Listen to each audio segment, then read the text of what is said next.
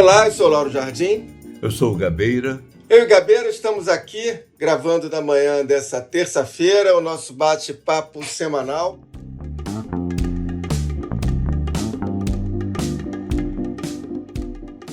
Eu aqui no Rio de Janeiro, Gabeira na Amazônia, onde ele vai passar uma temporada de 2 semanas de muito trabalho.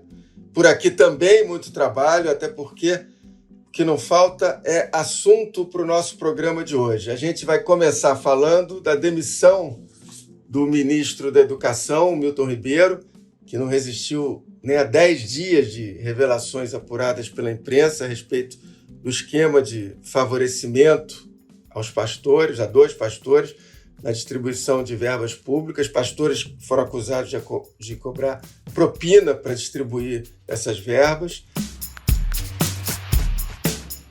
Aliados do presidente Jair Bolsonaro no Centrão concluíram que a permanência de Milton Ribeiro no cargo era insustentável.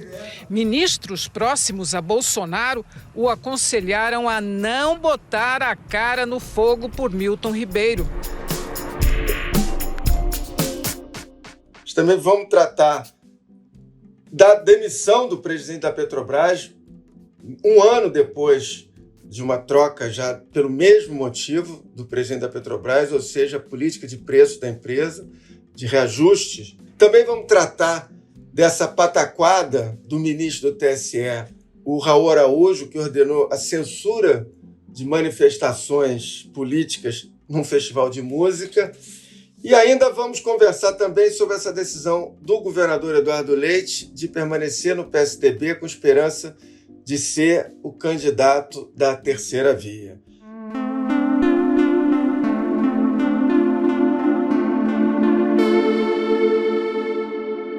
Gabeira, vamos começar com o nosso primeiro tema, essas demissões. Teve essa demissão do ministro da Educação, que foi o terceiro em 3 anos de governo Bolsonaro, ou o quarto, se a gente for contar aquele ministro que foi nomeado.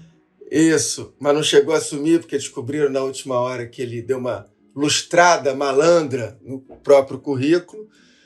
Enfim, ele caiu, não só, como eu disse, 10 dias depois da primeira denúncia ter sido publicada, mas também 4 dias depois do Bolsonaro ter dito publicamente na live dele que botaria a cara no fogo pelo ministro. O Milton, coisa rara de eu falar aqui. Eu boto a minha cara no fogo pelo Milton, minha cara toda no fogo pelo Milton. Só que eu acho que dessa vez o Bolsonaro se queimou, né, Gabeira? Se queimou, e antes de entrar nesse episódio específico, eu queria falar um pouco sobre a tragédia na educação no Brasil. Isso. Você vê que é o 4º ministro. O primeiro foi o Vélez Rodrigues, colocado pelo Olavo de Carvalho no contexto de uma guerra cultural. Ele durou pouco, era de origem colombiana, conhecia até pouco o Brasil, e durou pouco. Depois veio o Decotelli, o Weintraub, primeiro o Weintraub, que teve aquela atuação também desastrada, o Decotelli e, finalmente, agora o Milton. O que é mais importante é que toda essa confusão no Ministério da Educação aconteceu no momento de pandemia, e no momento que a educação no Brasil foi muito atingida. Porque na pandemia, milhões de crianças ficaram sem aulas. E a cobertura por aulas virtuais aconteceu apenas numa faixa da população, a faixa conectada. E ainda assim, a inexperiência dos professores, o princípio do trabalho, fizeram com que o Brasil tenha perdido muito tempo. Se você falar com as crianças, eu tenho netos e converso muito, filha professora, se você falar com as pessoas que atuam no campo e, inclusive, checar o conhecimento das crianças nessa idade, hoje no Brasil, em certa idade, você verá que elas sofreram muito. E isso, eu não sei o preço que isso significa para o país. esse atraso na educação. E agora, com essa queda do novo ministro, do antigo, recente ministro, o que nós vemos é o seguinte: a educação estava sendo aparelhada por religiosos, né? Estava tendo um aparelhamento religioso, eles iam distribuir Bíblias. Inclusive a queda, Laura, eu acho que a queda não se deu apenas por causa da opinião pública, de um geral, nem por causa da pressão da imprensa. A queda se deu também porque existe uma divergência entre os evangélicos, uma forte divergência entre os evangélicos. Existem os pentecostais, os neopentecostais, e esse Milton Ribeiro é considerado, ao lado do André Mendonça, um calvinista, entende? Radical. Então, eles têm confrontos internos e aproveitaram esses deslizes dele para derrubá-lo também. Então, não se trata apenas de um problema ligado à opinião pública e ligado diretamente às eleições, mas um problema também ligado à base do presidente Bolsonaro. Quer dizer, a própria base do presidente Bolsonaro se rompeu nesse processo. E você vê que, apesar dele ter pedido demissão, eu acho que as investigações devem continuar. É preciso saber exatamente o que esses dois pastores fizeram, né? Um pedia barra de ouro, outro prometia desconto de 50%, vendendo Bíblias. Sabe que a Bíblia é o livro mais vendido e mais visto no mundo inteiro. Ele não precisa desse impulso do governo. E eles vendiam Bíblia e finalmente... Exceto se for levar uma comissão, né? Se for levar uma comissão e se for publicar a foto do ministro da Educação. Isso. Então, no passado, você tinha o Santinho, né? Nas campanhas eleitorais. O Santinho era um retrato do candidato, com algumas informações sobre ele. Agora eles levaram o Santinho ao extremo, eles já publicam dentro da Bíblia, junto com a Bíblia. Com vários santos. O fato, Gabriel, é que faltam 9 meses para terminar o mandato do Bolsonaro e a educação é absolutamente terra arrasada, né? Nada se construiu nesse tempo, foram 4 anos, quase 4 anos perdidos. Eu lembro aqui que foi na gestão do Milton Ribeiro que, no ano passado, teve uma debandada de quase 40 funcionários de cargos executivos do INEP, estavam em cargos de chefia, e tudo por causa de interferências, mais do que tentativas, de interferências do ministro nas questões do Enem. Exato, ideológicas.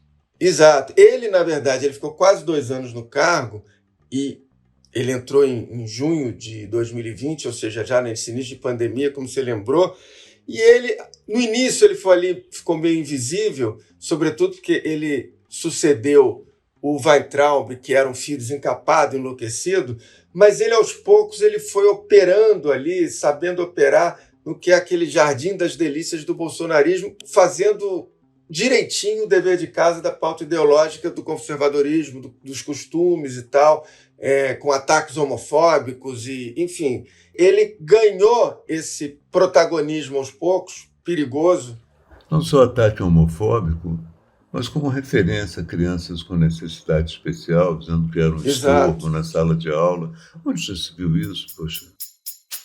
A criança com deficiência era colocada dentro de uma sala de alunos sem deficiência. Ela não aprendia, ela atrapalhava, entre aspas, essa palavra falo com muito cuidado, ela atrapalhava o aprendizado dos outros, porque a professora não tinha equipe, não tinha conhecimento para poder dar a ela atenção especial. Essa declaração é fascista, é nazista, entende? Sobre crianças com deficiência. No entanto, ele se mostrou um reacionário dos piores, entende? Inclusive com foto em Bíblia. Sim. E a gente teve, é engraçado, porque foi um dia, a segunda-feira, ontem, véspera do dia que a gente está gravando aqui, um dia intenso do governo Bolsonaro, que, aliás, ele acabou com os problemas dele estomacais, resultado lá da facada, terminou o dia no Hospital das Forças Armadas. Hoje de manhã, terça-feira, já está liberado, mas ontem ele teve uma reunião em que ele decidiu a troca do ministro da Defesa e também foi anunciado já oficialmente, enfim, a demissão do presidente da Petrobras por um problema que absolutamente mostra a incompetência do governo. Por quê? A política de preços de paridade internacional da Petrobras, instituída ainda no governo Temer, pode-se discordar ou concordar com ela. Essa não é a questão. A questão é, existe uma determinação do Conselho de Administração da empresa, que a diretoria, que era antes o presidente era Roberto Castelo Branco, e até essa semana o general Luna, de seguir essa política.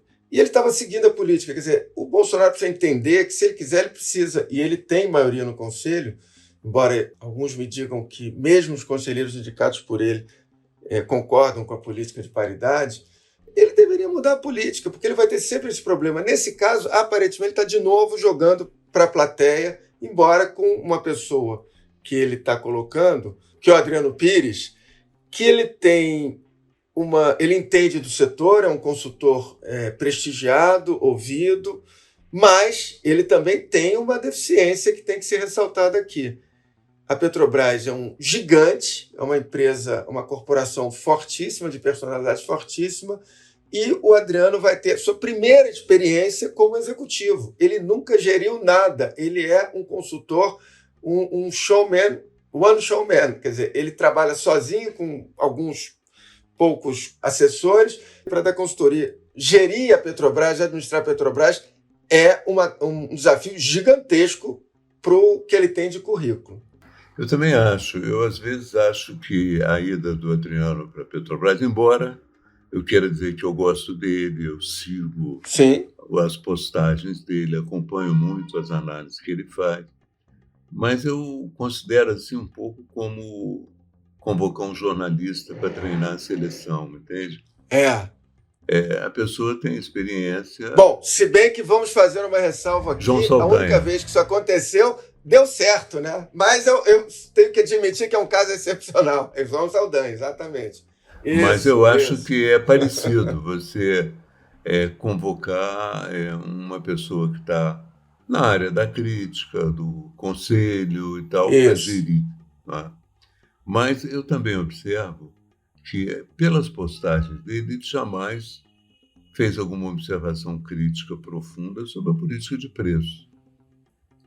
Nas postagens dele, ele elogiou a disposição do Congresso em votar um novo ICMS, ele elogiou a isenção de imposto por diesel, entende? Ele elogiou, ele acha que é importante você fazer alguma coisa para os caminhoneiros, ele acha que é necessário ampliar essa bolsa gás. Enfim, ele acha também, eu creio que ele acha também que é necessário explorar mais o gás brasileiro, mas são opiniões que ele vai dando aqui e ali, você não sabe como é que ele vai se comportar como presidente da Petrobras, né? E não vi, dentro das declarações dele até hoje e das manifestações em postagem, eu não vi nada que justificasse uma visão diferente da visão sobre a política de preço. Quer dizer, eu não acho que o Bolsonaro, tentando mudar a política de preço, eu acho que ele pode tentar por outro caminho. Ele pode tentar através do subsídio. Mas mudar a política de preço da Petrobras com essa posição, com a mudança do general Luna pelo Adriano, me parece um caminho diferente.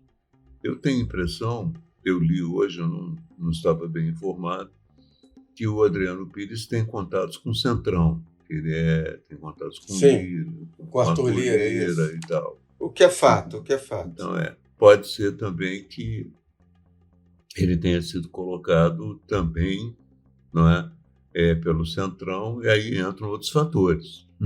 Se você tem a política de preços, é uma coisa.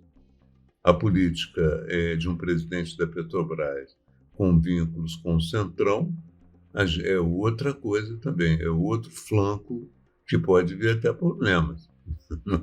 Você viu, já vimos no passado como os problemas se deram por aí. Os PP, esses partidos sempre estiveram presentes também na Petrobras. Aliás, o escândalo começou com o indicado pelo PP, não sei se você lembra. Sim, exatamente. Então, existe essa outra variável que eu não sei se o período de campanha curto que nós temos pela frente vai permitir que haja alguma coisa, né? É muito cedo, é muito rápido para que aconteça alguma coisa grave. Mas, de qualquer maneira, essa mudança não significa uma solução para o problema que o Bolsonaro mencionava. Talvez ele esteja só jogando para a plateia nesse período.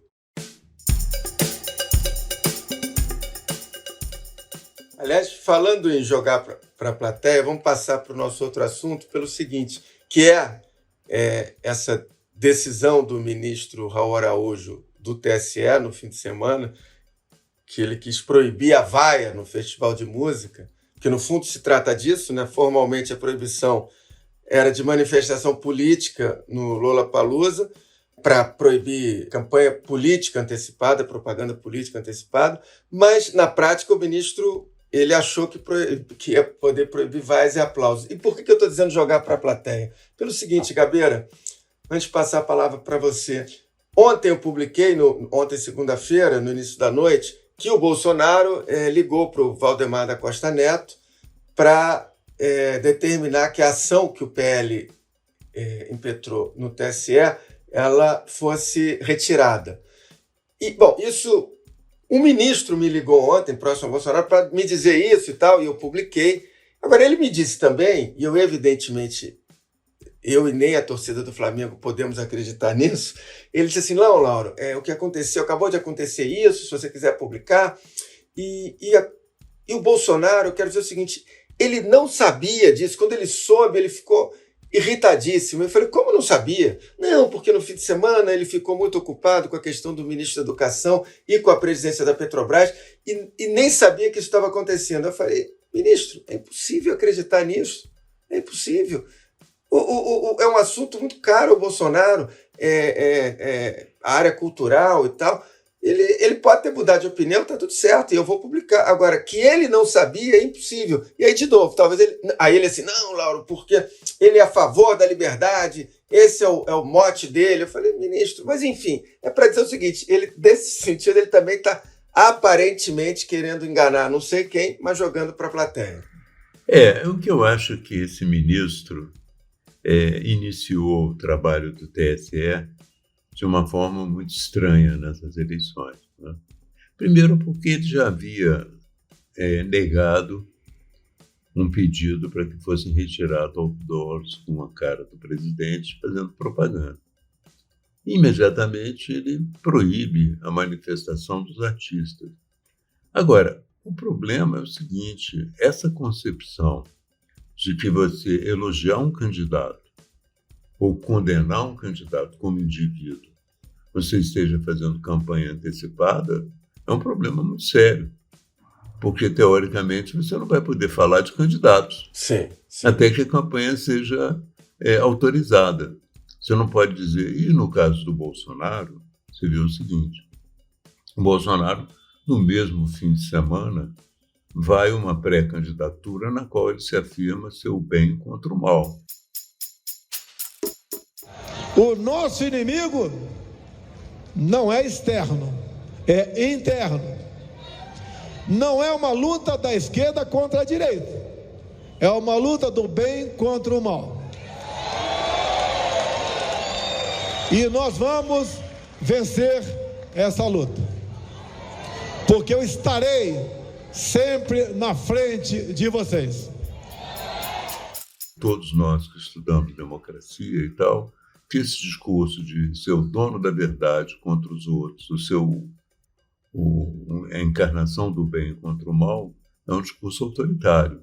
A democracia não tem um bem absoluto nem uma verdade absoluta. São propostas que entram em cena em busca de consenso, em busca de aceitação.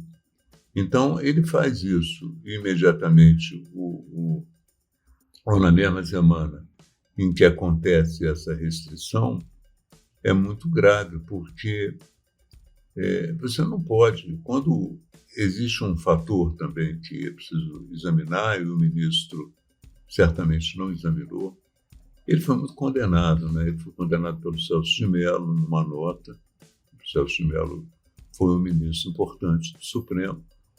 Pelo Marco Aurélio também. O Fachin deu a impressão de que não gostou também, de que ia levar para o plenário. E ele, além de ter sido condenado, ele não percebe que, no caso brasileiro, o Bolsonaro é candidato e é presidente. Se você impede uma crítica ao Bolsonaro sob o argumento de que é um ato de campanha eleitoral, você impede a crítica ao presidente. E isso não acontece em nenhum... De ser fora Bolsonaro, não é nada demais, porque nenhum país autoritário consegue impedir que você grite fora. Até o Putin na Rússia, os caras são fora o Putin, alguns estão presos, não. Mas não tem sentido isso, entende? Então, ele realmente mostrou que a justiça eleitoral começou muito mal, né, a campanha. Eu espero que o Fachin recupere isso, que eles busquem um entendimento, inclusive até, de uma certa maneira, até levem para o plenário e derrotem por todos os votos contra um. Entende? Que é uma forma deles mostrarem que o Superior Tribunal Eleitoral não está envolvido nessa análise da situação. Mas foi um susto, né? Foi um susto. E é uma ilusão também, né? Você achar que diz para os artistas, você não pode falar isso, que todo mundo vai ficar calado, né? É uma ilusão pensar que isso aconteça, né? E não aconteceu, cada um falou, cada um disse o que tinha que dizer. E se a proibição tivesse continuado, talvez a coisa tivesse crescido mais ainda. Eu acho que o Bolsonaro teve, ou um assessor do Bolsonaro, teve um lampejo de inteligência. Disse, vamos parar com isso, porque isso é contra nós. O ministro Raul Araújo, eu acho que ele imagina o local ideal para um festival de música, um quartel, né? Talvez um quartel funcionasse, essa ordem unida de todo mundo, apenas, os cantores apenas cantarem e os jovens apenas aplaudirem. Deu também para mim, eu vi alguns comentários a respeito, a sensação de como as coisas são precárias no Brasil. Às vezes você tem um ministro com essa concepção e, ao mesmo tempo, com autoridade monocrática de fazer isso. Quer dizer, nós estamos numa situação muito difícil no Brasil. Os ministros são muito heterogêneos. Né? E a situação é tão esdrúxula que esse ministro, Raul Araújo, ele foi nomeado por quem? Pelo Lula. Isso é mais surpreendente de tudo. Quer dizer, o Brasil é tão complexo que esse ministro que tomou essa decisão, que aparentemente é uma pessoa que tem alguma simpatia pelo Bolsonaro, foi nomeado pelo Lula. Enfim, temos um país complexo. Complexo, né? E o problema central é esse, um país complexo, com ministros tão heterogêneos, mas com poder monocrático de fazer uma bobagem dessa dimensão. Exato. Não.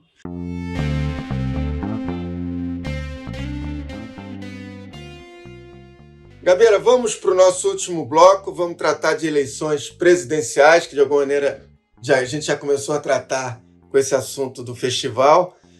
Ontem, segunda-feira, depois de 3 semanas de um certo suspense, o governador do Rio Grande do Sul, Eduardo Leite, ele fez o dia do fico dele e manteve-se no PSDB. Atendo o que a legislação eleitoral me exige, de apresentar, então, que irei renunciar ao mandato de governador para que possa estar na política, atuando nessa eleição que é decisiva. Dado momento, parecia que ele ia para o PSD do Kassab, mas foi convencido a tentar ficar e se fazer candidato a presidente pelo próprio PSDB. Quer dizer, para que isso aconteça, teria que ser feito algo possível juridicamente, mas que seria uma virada de mesa inédita, né? Quer dizer, que é ignorar as prévias que o PSDB fez em novembro para a escolha do candidato do partido, prévias que o Dória venceu e o Leite perdeu. E, quer dizer, a possibilidade seria, na convenção, jogar o Dória ao mar e escolher o Eduardo Leite. Eu acho, Gabriel, que nas pesquisas ele tem 2%. O próprio Leite não passa muito disso. Quer dizer, então a gente está falando aí de migalhas há 6 meses das eleições e, enfim, é trágico isso para o partido e, na verdade, para você imaginar que a terceira via é uma coisa complicada mesmo de andar, né? O PSDB nunca foi muito decidido, né? Ele tem essa tradição de ficar em cima do muro e agora está em cima do muro de novo, apesar das prévias. Eu ouvi atentamente a entrevista coletiva do Eduardo Leite ontem e quando se colocou essa pergunta sobre as prévias, ele disse o seguinte: olha, eu respeito as prévias. É um fato real que aconteceu e que eu respeito. Eu respeito as prévias são respeitadas, elas aconteceram, são legítimas, mas como eu disse, não é sobre as prévias, sobre o partido, sobre o projeto pessoal, é sobre o Brasil. No entanto, as prévias devem ser entendidas como um elemento de avaliação, porque nós tivemos contatos com o MDB, contatos com a União Brasil, e existe a possibilidade de formação de uma grande frente. E dentro dessa grande frente entram outros atores além do PSDB. Então seria necessário avaliar uma realidade nova, tendo como referencial essa pesquisa, essa consulta, né, essa prévia, mas não a única. Em outras palavras, quer dizer, se esse conjunto de partidos optar por um outro candidato, entende? As prévias seriam respeitadas, mas seriam, de uma certa maneira, superadas por uma decisão mais ampla. Então, é isso que ele quis dizer. Mas não combinou com Dória. Ninguém combinou ainda com Dória, que é o, digamos assim, o vencedor dessas prévias. E dificilmente vai abrir mão, porque essa altura dos acontecimentos, quem na terceira via pode se dizer realmente capaz, avançado, né? Quem é capaz de dizer eu tenho melhores condições que você? Você tem um pelotão de 8, 9%, que é o Ciro e o Moro, e você tem um outro pelotão abaixo, que o melhor colocado é o André Janones, que ninguém fala dele, hein? Ninguém fala dele, ninguém conhece, a mídia ignora, hein? A mídia ignora. É uma grande surpresa. Se você fosse levar essas considerações em consequência, eles chamariam também o André Janones para conversar, porque é o cara com mais potencial. Ele tem uma multidão de seguidores na internet, entende? Nunca falaram dele na televisão, nunca falam dele no jornal, nós mesmos aqui nunca falamos, e o cara continua crescendo. Então, são realidades paralelas. O fato, Gabeira, é que o que o Eduardo Leite está tentando, e o grupo dele, tem uma coisa muito simples também, uma hipótese. Se em junho,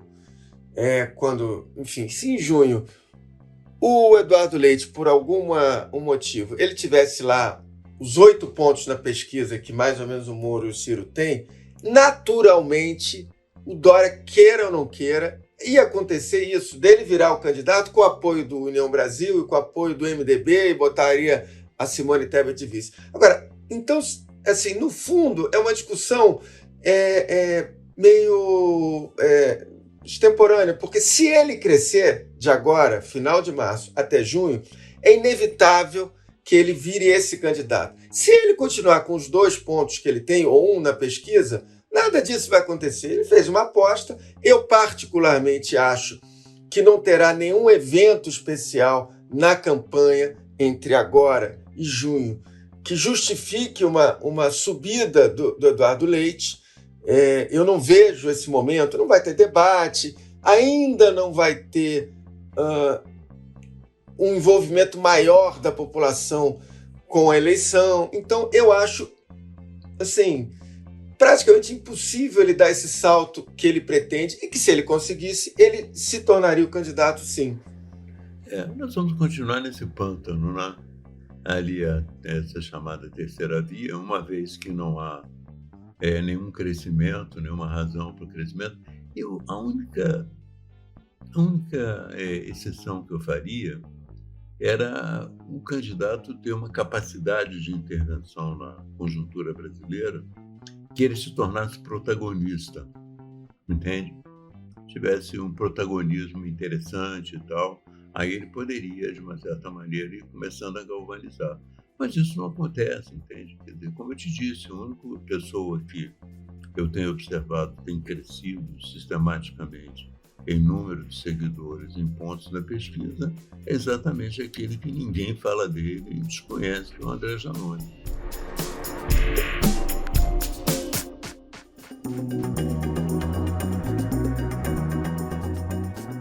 O papo tá ótimo, mas está terminando o Lauro Gabeira de hoje, a nossa edição de número 118. Na verdade, mais do que isso, está chegando ao fim essa temporada do nosso podcast. Eu estou entrando de férias essa semana. O Lauro Gabeira vai dar uma paradinha por uns tempos, são quase 2 anos e meio de muita conversa entre o Gabeira e eu, tendo o privilégio de ter vocês como ouvintes todas essas terças-feiras. E vocês fiquem ligados nas nossas colunas do Globo. Nós continuamos juntos. Exatamente, vamos continuar juntos. Foi um belo período de conversa. Fico muito agradecido a todos os ouvintes que nos acompanharam. Ainda ontem, no aeroporto, um deles me abordou e disse: olha, eu acompanho com interesse o podcast de vocês. Eu espero voltar bem rapidamente, quando houver uma boa oportunidade. Eu acredito que a campanha eleitoral pode até propiciar essa volta para uma nova etapa. É isso aí. Esse episódio teve edição da Fernanda Pontes e do Vitor Carvalho, com a trilha sonora da Mari Romano. Tchau! Até lá!